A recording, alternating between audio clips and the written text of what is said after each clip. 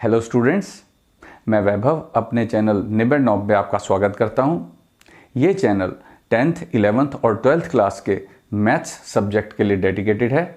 अगर आपको मेरा काम पसंद आए तो प्लीज़ वीडियोस को शेयर कीजिए, क्योंकि मेरा मोट्टो ही है क्वालिटी एजुकेशन सबका अधिकार। और अगर आप पूरा सिलेबस कवर करना चाहते हैं तो आप मेरे चैनल को सब्सक्राइब करके प्लेलिस्ट में जाके चैप्टर वाइज, क्लास वाइज सारे वीडियोज़ की प्लेलिस्ट चेक कर सकते हैं। और अब तो आप निबेड़ नॉब को इंस्टाग्राम पे भी फॉलो कर सकते हैं। तो चलिए आज का लेक्चर शुरू करें। स्टूडेंट्स, डिफरेंशियल इक्वेशंस जो चैप्टर है हमारा, उसकी पहली 3 एक्सरसाइजेज मैंने डिस्कस कर ली थी तुम्हारे साथ, और अब हम हैं चौथी एक्सरसाइज पे। लेकिन ये किस बारे में है, डिफरेंशियल इक्वेशंस का कौन सा कंसेप्ट है यहाँ पे, मैं पहले ये बताना चाहता हूं। देखो, हमने एक्सरसाइज 9.1 में ये जाना कि डिफरेंशियल इक्वेशन की डिग्री कैसे देखते हैं और ऑर्डर कैसे देखते हैं, और डिफरेंशियल इक्वेशन होती क्या है। 9.2 और 9.3 में डिफरेंशियल इक्वेशन बनती कैसे हैं, ये हमने जाना। तो अब हमने सीखना है मेथड ऑफ सॉल्विंग। देखो, कोई भी इक्वेशन होती है, हमारे सामने एक ही बात होती है कि उसको सॉल्व करना है। अगर याद करो तो लीनियर इक्वेशंस जब पढ़ी थी उसको भी सॉल्व करने का मेथड सीखा था, क्वाड्रेटिक इक्वेशंस पढ़ी थी उसको भी सॉल्व करने का मेथड सीखा था।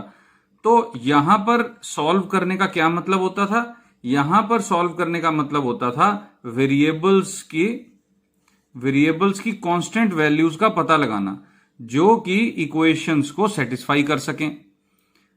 यहां पर क्या होगा, यहां पर ये डिफरेंशियल इक्वेशंस हैं, तो डिफरेंशियल इक्वेशंस में वेरिएबल की वैल्यू नहीं पता लगाएंगे हम एक्चुअली फंक्शन का पता लगाएंगे, क्योंकि यहां पर सॉल्यूशन क्या होता है, फंक्शन होता है। हमने 9.2 एक्सरसाइज में देखा है, 9.2 एक्सरसाइज में हमने देखा कि जो हमारे डिफरेंशियल इक्वेशंस के सॉल्यूशन हैं वो एक्चुअली वेरिएबल्स की वैल्यूज नहीं है, एक्स वाई की वैल्यूज नहीं है, वो तो फंक्शंस हैं y is equal to f x की फॉर्म में, जिनको की डेरिवेटिव कर करके डिफरेंशियल इक्वेशन बनाया गया। तो अब देखो, मेथड ऑफ सॉल्विंग क्या होगा। बड़ी सिंपल बात है कि अगर डेरिवेटिव करके हमने डिफरेंशियल इक्वेशन बनाई है तो ये सॉल्व कैसे होगी, वापस फंक्शन पे कैसे आएगी। ऑब्वियसली हमें इंटीग्रेटिंग करना पड़ेगा, हमें क्या करना पड़ेगा, इंटीग्रेशन का सहारा लेना पड़ेगा, ताकि हम दोबारा से वापस वहीं पे पहुंच जाएं। जैसे कि अगर हमने y is equal to f x का डेरिवेटिव किया और डिफरेंशियल इक्वेशन बनाई y dash is equal to f dash x, ये डिफरेंशियल इक्वेशन है। तो सॉल्यूशन क्या है, सॉल्यूशन ये है। तो अगर हमें सिर्फ ये बता रखा है और कहा हुआ है कि इसको सॉल्व करो, तो इसका मतलब है हमने ये पता लगाना है जिसको डेरिवेटिव करके ये डिफरेंशियल इक्वेशन बनी थी। तो वो कौन सा प्रोसेस है जो डेरिवेटिव का उलट होता है, एंटी डेरिवेटिव, वो होता है इंटीग्रेशन। तो ये जो प्रोसेस होगा ये होगा इंटीग्रेशन। तो अब तुम समझ गए होगे कि अब जो एक्सरसाइज आएगी उसमें मेनली हमें इंटीग्रेशन करना होगा और फंक्शन का पता लगाना है। और क्वेश्चन क्या होगा, सॉल्व द डिफरेंशियल इक्वेशन या find the solution of the differential equation. अब तो बात यह है, चलो ये समझ में आ गया, लेकिन हमें एक और बात का पता होना चाहिए, मेथड क्या होगा इंटीग्रेशन करने का। यह डिपेंड करेगा कि हमारी डिफरेंशियल इक्वेशन का टाइप कौन सा है। और जो पहला टाइप तुम्हारे सामने आ रहा है इस एक्सरसाइज में 9.4 में, वो है variable separable type. Variable separable type की डिफरेंशियल इक्वेशंस तुम्हारे सामने होंगी, और उनको कैसे इंटीग्रेट करना है सबसे इजी रहता है, इसलिए यहां से स्टार्ट किया गया है। तो वेरिएबल सेपरेबल का तुम्हें मतलब भी समझ में आ रहा है, जिनके वेरिएबल सेपरेट किए जा सकें, वेरिएबल सेपरेट हैं या किए जा सकते हैं वेरिएबल सेपरेबल। तो वेरिएबल कौन से होते हैं, एक x होता है, एक y होता है। इनको सेपरेट करने का क्या मतलब है, सेपरेट करने का मतलब है स्टूडेंट्स के बीच में जो इक्वल टू है वो हमारा बॉर्डर है। लेफ्ट हैंड साइड और राइट हैंड साइड, ये दो साइड्स हैं हमारे पास। एक तरफ सिर्फ x दिखाई दे और एक तरफ सिर्फ y दिखाई दे, हाँ, dy बाय डी एक्स को छोड़ दिया जाए, dy बाय डी एक्स को इग्नोर करना पड़ता है, तो एक तरफ x सारा का सारा और एक तरफ y, मिक्स्ड टर्म्स ना दिखाई दें, मतलब x y की टर्म्स ना इस तरफ ना इस तरफ, ये टर्म्स नहीं दिखाई देनी चाहिए, तो वो इक्वेशन कहलाती है वेरिएबल सेपरेबल टाइप। तो उसको किस तरह इंटीग्रेट करते हैं, तो मैं ऐसा करता हूं, एक्सरसाइज को स्टार्ट ही कर देते हैं। पहला क्वेश्चन कंसीडर करते हैं इसका। तो क्वेश्चन नंबर 1, हमें जो डिफरेंशियल इक्वेशन गिवन है वो क्या है, dy by d x equal to 1 minus cos x upon 1 plus cos x. ये पहला क्वेश्चन है 9.4 का। क्वेश्चन क्या है, फाइंड द जनरल सोल्यूशन या सॉल्व द डिफरेंशियल इक्वेशन। तो इसको सॉल्व करना है हमने। तो स्टूडेंट्स, इसको सॉल्व करने के लिए एक्चुअली हम जो ये समझते हैं ना डी बाय डी एक्स एक ऑपरेटर की तरह, कि ये एक फिक्स इंटेग्रल पार्ट है, इसको जब हमने d y by d x बना दिया तो हमें इसको इस तरह समझना पड़ता है कि डी वाई अलग और डी एक्स अलग डिवाइड में। जब ये थ्योरी डेवलप हुई थी तभी डिफरेंशियल इक्वेशंस को सॉल्व करने का मेथड भी उपजा था। तो अब से हम ये मान के चलेंगे कि d y by d x कैसा एक्सप्रेशन है, डी वाई को डिवाइड किया हुआ है डी एक्स से, यानी small change in y divided by small change in x जो हम कहते होते हैं, हम इसको वैसा मान के चलेंगे। हम इसको ऐसा मानकर नहीं चलेंगे कि d बाय डी एक्स एक ऑपरेटर है और ये d अलग नहीं हो सकता इस dx से, तभी इसको सॉल्व करेंगे, और जो सॉल्व करेंगे वो एक्चुअल में इसका सोल्यूशन होगा। तो अब मैं क्या करूंगा, मुझे करना यह है कि इक्वल टू के एक तरफ सारा का सारा y नजर आना चाहिए और x की टर्म्स सारी की सारी इंक्लूडिंग dx इक्वल टू के दूसरी तरफ नजर आना चाहिए। तो जैसा मैंने कहा कि dy अपॉन dx है, मतलब dy को डिवाइड किया हुआ dx से, तो मैं cross multiply, half cross multiply apply करूंगा, मतलब 1 प्लस कॉस एक्स इसी तरफ रखूंगा और dx को इधर डिवाइड मल्टीप्लाई कर दूंगा। तो हमारे पास आ गया dy is equal to 1 minus cos x upon 1 plus cos x dx। तो अब देखो, अब हमारी जो इक्वेशन है उसमें वेरिएबल सेपरेट दिखाई दे रहे हैं, इक्वल टू के एक तरफ सारा y और इक्वल टू के दूसरी तरफ सारा x।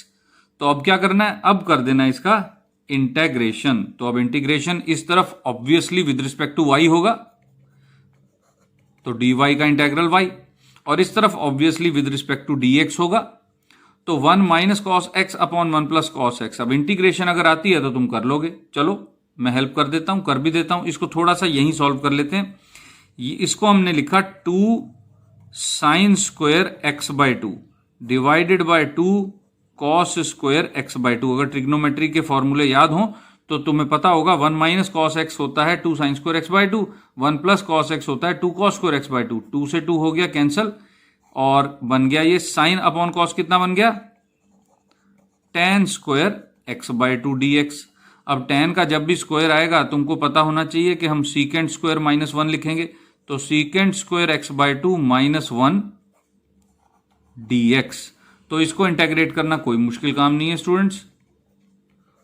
सीकेंड स्क्वायर का इंटेग्रल कितना होता है, ऑब्वियसली tan x, तो tan x by 2 divided by x का कोफिशिएंट है 1 बाय 2, इससे डिवाइड भी करना पड़ेगा, माइनस, अब ये माइनस 1 है तो इसका इंटेग्रल हो गया x plus c, constant of integration. तो y इज इक्वल टू, अब ये 2 उधर ऊपर लिख देते हैं, 2 tan x by 2 minus x plus c, ये इसका आंसर आ गया। और स्टूडेंट्स, मैं ये सॉल्व हो गई है इक्वेशन तो, लेकिन एक बात मैं यहां बताना चाहूंगा कि 9.4, 9.5 और 9.6 ये 3 एक्सरसाइजेज हैं सॉल्विंग द डिफरेंशियल इक्वेशन की, और इन तीनों में से कोई एक 4 मार्क्स का क्वेश्चन पक्का आता ही आता है, ये याद रखना, वेरी वेरी इंपॉर्टेंट। ये तीनों एक्सरसाइज में से कुछ भी मिस नहीं कर सकते, लेकिन ये तीनों एक्सरसाइज हैं बहुत इजी अगर तुम्हें इंटीग्रेशन आती है। इंटीग्रेशन ही करनी है अब हमने अगली तीनों एक्सरसाइज में। तुमने देखा ना, सॉल्व कर रहे हैं डिफरेंशियल इक्वेशन और इंटीग्रेशन करके ही सॉल्व करना है। तो ये तो सॉल्व हो गया हमारा पहला क्वेश्चन, और मुझे लगता है कि ये समझ भी आ गया होगा तुमको आसानी से। बाकी पेज मेरा हो गया खत्म। अब मैं पेज पलटता हूं और दूसरा क्वेश्चन लिखता हूं। तो क्वेश्चन नंबर 2 है dy by d x is equal to under root 4 minus y square under root. तो ये है हमारी डिफरेंशियल इक्वेशन। इसको वेरिएबल सेपरेबल कैसे बनाएंगे, देखो वेरिएबल्स को कैसे सेपरेट करें। dx इस तरफ और ये अंडर रूट सारा इस तरफ, यानी कि dy के साथ y, और अगर x नहीं है तो dx को अलग जाना ही पड़ेगा। तो मैंने इसको इस तरह बनाया, dy upon 4 minus y square under root is equal to dx। देखो वेरिएबल हो गए सेपरेट, एक तरफ सारा y एक तरफ सारा x। जब ऐसा हो जाए तो इंटीग्रेट बोथ साइड्स। जब इंटीग्रेट बोथ साइड्स किया तो अब तुम जानते हो a square minus x square under root 1 upon में क्या होता है, sine inverse y upon 2। Sine inverse x upon है होता है, x की जगह यहां y है और a की जगह 2 का स्क्वायर है ना यहां पे, is equal to x plus c. अब यहां पे कई बार स्टूडेंट्स के मन में आ जाता है कि मैं कांस्टेंट ऑफ इंटीग्रेशन एक ही तरफ क्यों लगा रहा हूं। तो स्टूडेंट्स, कांस्टेंट ऑफ इंटीग्रेशन तुम एक ही तरफ लगाओगे तो भी चलेगा, दोनों तरफ लगा दोगे तो भी चलेगा, कोई प्रॉब्लम नहीं। क्यों? क्योंकि अगर दोनों तरफ लगाया तो क्या होगा, something plus C1 is equal to something plus C2 लिखोगे ना, इस तरफ अलग और इस तरफ अलग। फिर तुम जब इन दोनों को आपस में एक तरफ करोगे तो something is equal to C2 minus C1 लिखोगे। तो ये भी तो एक कांस्टेंट है, constant minus constant is constant, तो y is equal to something plus c ही होना है उसने। तो इसलिए इस वजह से क्या है कि constant of integration right hand side पे ही रखो, ज्यादा आसान रहेगा। तो इसको अब अगर इसी फॉर्म में छोड़ना है तो छोड़ सकते हो, कोई प्रॉब्लम नहीं है। लेकिन अगर इसको थोड़ा और सॉल्व करना चाहें, क्यों? क्योंकि फंक्शन तो y इज इक्वल टू होता है, हमारा solution y is equal to होता है, तो हम कर देते हैं y is equal to y upon 2 is equal to कितना आ गया, साइन x प्लस सी। अब 2 को इधर भेज दिया तो हमारा सोल्यूशन बन गया y is equal to 2 sine x plus c. तो ये हमारा जनरल सोल्यूशन है। ये जनरल सोल्यूशन कहलाता है क्योंकि इसमें कांस्टेंट ऑफ इंटीग्रेशन दिखाई दे रहा है। जब कांस्टेंट ऑफ इंटीग्रेशन नहीं दिखाई देगा, कुछ ऐसे क्वेश्चंस भी आएंगे, उसको हम कहेंगे पर्टिकुलर सोल्यूशन। पर्टिकुलर सोल्यूशन, यहां पे तो आर्बिट्ररी कांस्टेंट कोई भी हो सकता है, तो इसलिए ये जनरल सोल्यूशन है। तो हमने जनरल सोल्यूशन सॉल्व फाइंड कर लिया, यानी कि डिफरेंशियल इक्वेशन को सॉल्व कर लिया। तो ऐसा करते हैं हम, अब चलते हैं क्वेश्चन नंबर 3 पर। क्वेश्चन नंबर 3 है dy by d x plus y is equal to 1। अब इसको कैसे बनाया जाए, वेरिएबल्स को सेपरेट कैसे किया जाए। तो स्टूडेंट्स, एक बहुत इंपॉर्टेंट बात बताना चाहता हूं मैं, कि अगर ना समझ में आ रहा हो कि वेरिएबल कैसे सेपरेट किए जाएं, या अगली एक्सरसाइजेज में भी कोई भी क्वेश्चन आए, क्योंकि एक्सरसाइज तुम्हारे एग्जाम में तो मेंशन नहीं होगी ना कि ये कौन सी एक्सरसाइज से आया है क्वेश्चन।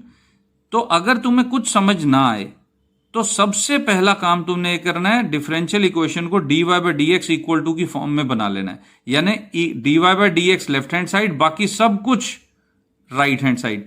तब तुम्हें बिल्कुल क्लियर हो जाएगा कि ये कौन से टाइप की डिफरेंशियल इक्वेशन है। यानी कि अभी हम वेरिएबल सेपरेबल कर रहे हैं, आगे और 2 टाइप आएंगी, होमोजीनियस या first order linear differential equation. सब समझ में आ जाता है एक बार dy by d x equal to dy by d x की वैल्यू अगर निकाल ली जाए। तो यहां अगर हमें समझ में नहीं आ रहा कि भाई dx अगर इधर मल्टीप्लाई होगा तो y के साथ हो जाएगा, वो तो हमें चाहिए नहीं।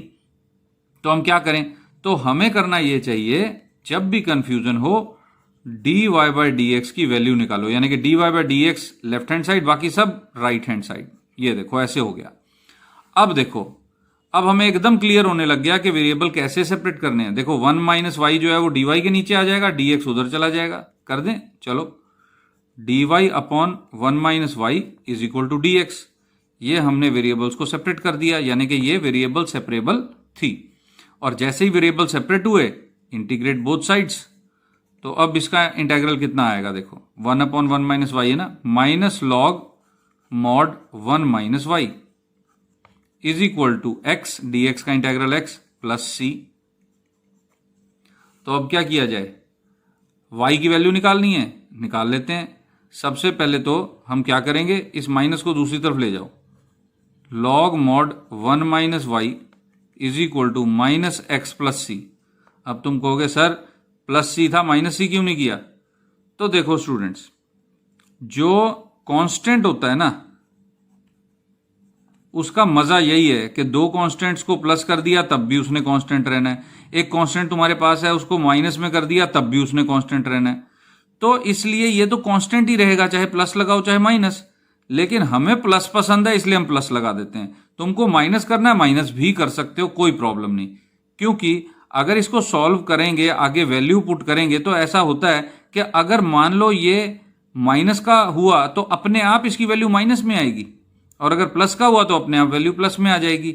इसलिए टेंशन लेने की जरूरत नहीं, प्लस सी एक तरफ है तो वो प्लस सी ही रहेगा। अच्छा, अब दोनों तरफ एंटी लॉग लें। 1 minus y is equal to e power minus x plus c. और अब y की वैल्यू निकालें। y की वैल्यू निकालने के लिए y इस तरफ जाएगा और ये सारा इस तरफ आएगा, तो मैं y को लेफ्ट हैंड साइड लिख देता हूं। y is equal to 1 minus e की power minus x plus c. तो ये हमारा सोल्यूशन तैयार हो गया, जनरल सोल्यूशन, क्योंकि कांस्टेंट ऑफ इंटीग्रेशन इसमें है। तो ये हुआ हमारा क्वेश्चन नंबर 3। अब मैं ऐसा करता हूं, क्वेश्चन नंबर 4 पे चलता हूं। क्वेश्चन नंबर 4 है, ये बहुत ही टीचर्स का फेवरेट क्वेश्चन हुआ करता था, बार बार पेपर में आता था और आजकल भी काफी बार पेपर में आ जाता है। देखो ध्यान से, secant square x tan y d x plus secant square y tan x d y is equal to 0। अब इसमें तुम्हें समझ नहीं आ रहा होगा कि ये क्या है। इसमें तो dy बाई डी एक्स ही नहीं दिखाई दे रहा, dx इधर dy इधर, मिक्स है टर्म्स एक्स वाई। तो अगर समझ में नहीं आता तो वही मेरी बात दोबारा कि पहले dy बाई डी एक्स की वैल्यू निकालो। तो चलो dy बाई डी एक्स की वैल्यू निकालें। तो dy बाई डी एक्स की वैल्यू निकालने के लिए dy की टर्म को इधर ही रखते हैं, dx की टर्म को दूसरी तरफ ले जाते हैं। तो secant square y tan x d y is equal to minus secant square x tan y d x. अब देखो, अभी हमने dy बाई डी एक्स की वैल्यू निकाली नहीं है, सिर्फ dy बाई डी एक्स की वैल्यू निकालने के लिए एक स्टेप लिया है, और अभी से हमें पता चलने लग गया कि वेरिएबल सेपरेट हो जाएंगे। कैसे? देखो, ये टर्म और ये टर्म, ये सब मल्टीप्लाई में है, ऐसे ही ये तीन टर्म्स मल्टीप्लाई में।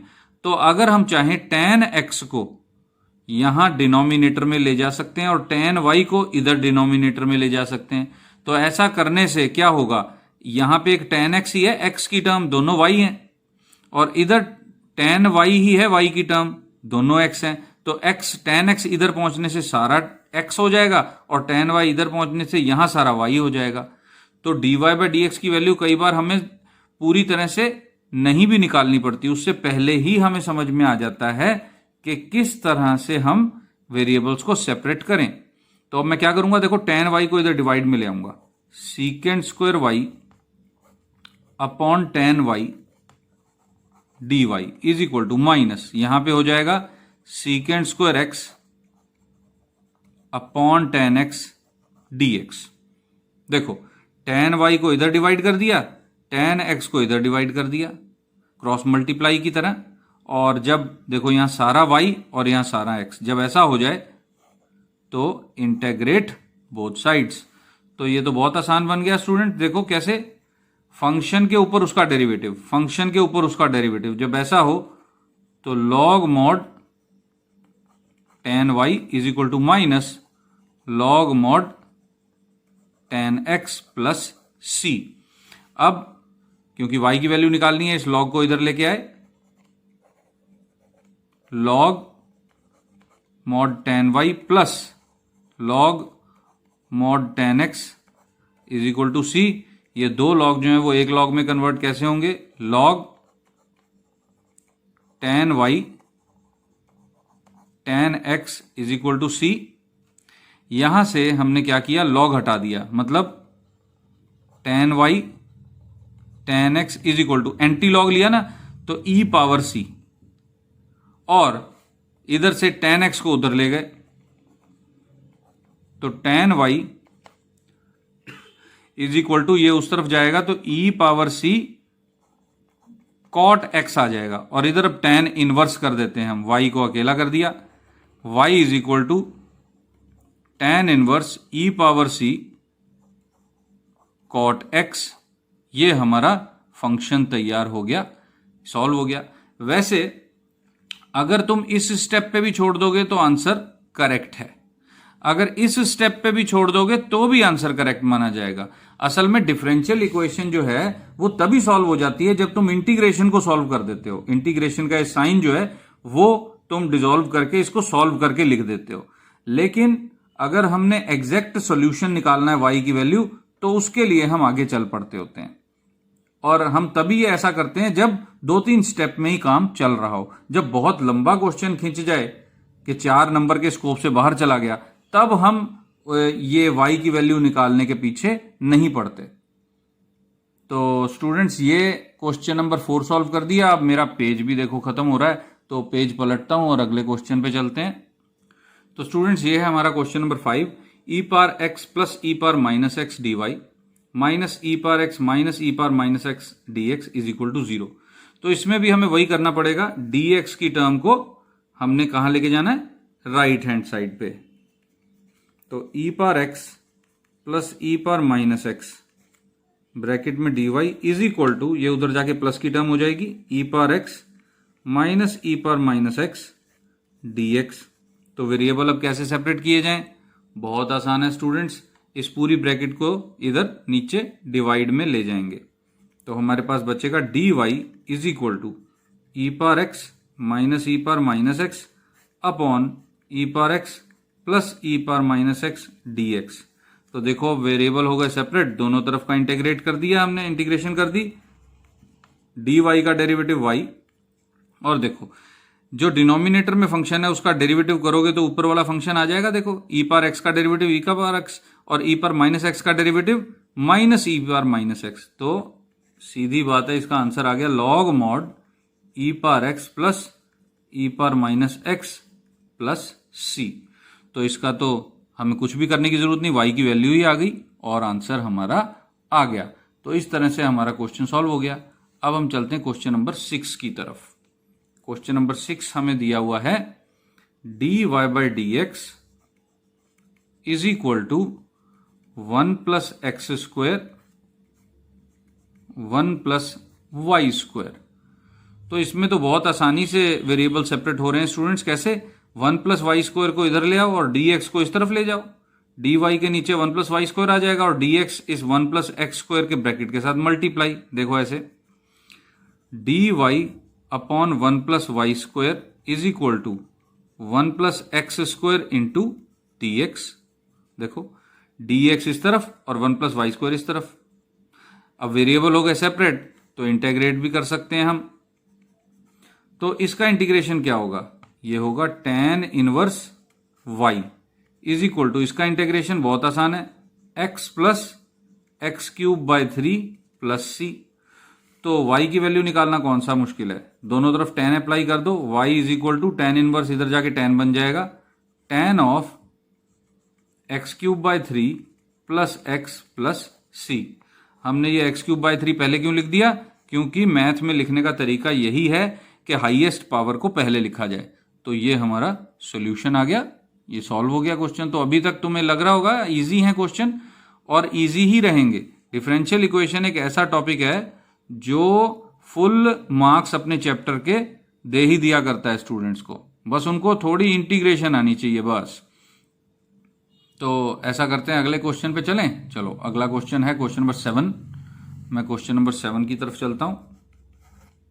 क्वेश्चन नंबर 7 है y log y dx minus x d y is equal to 0। अब इसको क्या किया जाए, ऑब्वियसली जब dx dy अलग अलग हों तो dx की टर्म को राइट हैंड साइड पे लिखते हैं। तो minus x d y is equal to minus y log y dx, minus से माइनस कैंसल, और वेरिएबल अब तुम जानते हो कैसे सेपरेट करूंगा मैं, y log y इस तरफ आ जाएगा, x इस तरफ। तो dy upon y log y is equal to dx upon x। ये x इधर डिवाइड में dx के नीचे और ये y log y इधर डिवाइड में dy के नीचे। तो इंटीग्रेशन बोथ साइड्स। अब देखो ध्यान से देखना, मैं इसको कैसे लिखूंगा ताकि इंटीग्रेबल बन सके। 1 अपॉन वाई को मैं ऊपर ही एडजस्ट करूंगा, 1 upon y d y whole upon log y. हम ऐसे लिख सकते हैं इसको। देखो 1 अपॉन वाई जो है वाई इधर ही मल्टीप्लाई होके आएगा और इस तरफ तो हमें दिखाई दे रहा है लॉग मॉड एक्स प्लस सी। ठीक है स्टूडेंट्स। अब देखो log y का डेरिवेटिव ऊपर 1 अपॉन वाई है, तो इसका इंटीग्रेशन भी बहुत आसान है। log of mod of log y is equal to log x mod plus c। तो अब इसको थोड़ा सा सिंप्लीफाई कर लें, ये इस तरफ आ गया log mod log y minus log mod x is equal to c। तो इसको एक लॉग में बदल दिया हमने, log mod log y whole upon x। ये अगर प्लस में होता तो log y के साथ x मल्टीप्लाई में आ जाता, लेकिन ये माइनस में था तो इसलिए ये x माइनस में जो log है उसके अंदर जो भी नंबर होता है वो डिवाइड में आ जाता है, इज इक्वल टू c। अब मैं दोनों तरफ एंटी लॉग लेने लगा हूं, तो log y अपॉन x रह गया और ये बन गया e पावर c। वैसे कई बार हम किताबों में e पावर c को भी c ही लिख देते हैं। क्यों? क्योंकि c एक कांस्टेंट है, उसको e की पावर में चढ़ाओगे तो वो भी तो कांस्टेंट ही रहेगा, तो इसलिए इसको c भी लिख सकते हो, कोई प्रॉब्लम नहीं। अब y की वैल्यू निकालना कौन सा मुश्किल है, x को उस तरफ ले जाओ, log की वैल्यू क्या आ गई, log y की वैल्यू आ गई cx। अब मैंने e पावर c को c लिख लिया, कांस्टेंट ही तो है एक। अब y की वैल्यू दोनों तरफ फिर एंटी लॉग लगाओ, y is equal to e power c x. तो ये हमारा आंसर आ गया। देखो सोल्यूशन हो गया, general solution of the differential equation. तो इस तरह से हमने क्वेश्चन नंबर 7 भी कर लिया सॉल्व, और मुझे लगता है क्वेश्चन नंबर 8 तुम बड़ी ही आसानी से सॉल्व कर लोगे, कोई मुश्किल नहीं है। और क्वेश्चन नंबर 9 भी सॉल्व कर लोगे, लेकिन क्वेश्चन नंबर 9 का मैं तुम्हें थोड़ा सा हिंट दे देता हूं। चलो मैं पहले पेज पलट लूं फिर बात करते हैं। तो स्टूडेंट्स क्वेश्चन नंबर 8 है x power 5 dy by d x is equal to minus y power 5। तो मुझे लगता है कि तुम बड़ी आसानी से इसको सॉल्व कर लोगे। y पावर 5 इधर ले आओ, dx को उधर ले जाओ, x पावर 5 को इधर ले जाओ, मतलब ये बन जाएगा dy upon y power 5 is equal to minus dx upon x power 5, और फिर इंटीग्रेट कर देना। ये इंटीग्रेशन तो बहुत आसान होगी। ये क्या बन जाएगी, y minus 5 dy integral is equal to minus x minus 5 dx। तो इसको इंटीग्रेट करके आंसर आ जाएगा तुम्हारे पास। तो स्टूडेंट्स मैं एक बहुत बात इंपॉर्टेंट तुम्हारे लिए बताने लगा हूं, ध्यान से सुनो कि अगर तुम्हें एनसीईआरटी की बुक, जो कि तुम्हें पता है कि बोर्ड का एग्जाम इसी में से आता है, तो एनसीईआरटी की बुक के किसी भी एक्सरसाइज का कोई भी क्वेश्चन पूछना हो तो तुमने करना क्या है, कमेंट्स में जाओ और कमेंट्स में जाके तुमने करना क्या है, सबसे पहले अपनी क्लास लिखो 10+2 कॉमा, फिर एक्सरसाइज नंबर लिखो, फिर कॉमा, फिर क्वेश्चन नंबर लिखो। ये कमेंट में भेजोगे तो मैं उस क्लास के उस एक्सरसाइज के उस क्वेश्चन को सॉल्व करके उसके सॉल्यूशन की क्या करूंगा, पिक खींच के अब पोस्ट कर दूंगा, अपलोड कर दूंगा अपने चैनल पे। वो तुम्हें कहां मिलेगी, वो तुम्हें कम्युनिटी सेक्शन में मिलेगी। मेरे चैनल को सब्सक्राइब करके ओपन करोगे तो वहां तुम्हें कम्युनिटी सेक्शन मिलेगा। कम्युनिटी सेक्शन में सॉल्यूशंस ही हैं सारे के सारे, पिक्स के तौर पे तुम देखोगे। तो ये एक बहुत नया फीचर मुझे पता चला है, मैं यूज कर रहा हूं। 11th क्लास के तो 2-3 स्टूडेंट्स ने क्वेश्चन पूछे थे, वहां तुम देख सकते हो कि 11th क्लास के कुछ क्वेश्चन मैंने सॉल्व करके वहां पे अपलोड किए हैं कम्युनिटी में, वो प्लेलिस्ट के साथ मिलेगा। बाकी अगर तुम्हें अच्छा लगे तो 1 से लेके 5 तक तुम कोई भी रेटिंग मेरे वीडियो को दे सकते हो, तुम्हें कैसा लगा ये वीडियो। और अगर तुम्हें पसंद आया हो तो लाइक और शेयर ज़रूर करना स्टूडेंट्स, क्योंकि लाइक करोगे तो मुझे मोटिवेशन मिलेगी, और शेयर करोगे तो क्वालिटी एजुकेशन सब तक पहुंचेगी, क्योंकि मेरा मोट्टो है क्वालिटी एजुकेशन सबका अधिकार। और सारा सिलेबस तो तुम फॉलो कर ही सकते हो, मेरे चैनल को सिर्फ सब्सक्राइब करना है और प्लेलिस्ट फॉलो करनी है। तो स्टूडेंट्स कम्युनिटी में तुम जाके इस फॉर्मेट में अगर तुम कमेंट करते हो तो मैं वो सॉल्व करके कम्युनिटी में अपलोड करूंगा। इस बात का अगर कोई क्वेश्चन तुम्हें लगे तो मैं सॉल्व करके भेज सकता हूं। इस बात का फायदा उठाओ, ट्यूशन से बचो, पैसे और टाइम दोनों बचाओ अपने लिए। तो ये एक्सरसाइज करो। Best of luck. अब हम मिलेंगे अगले वीडियो में, इसको आगे बढ़ाएंगे। Thank you for watching.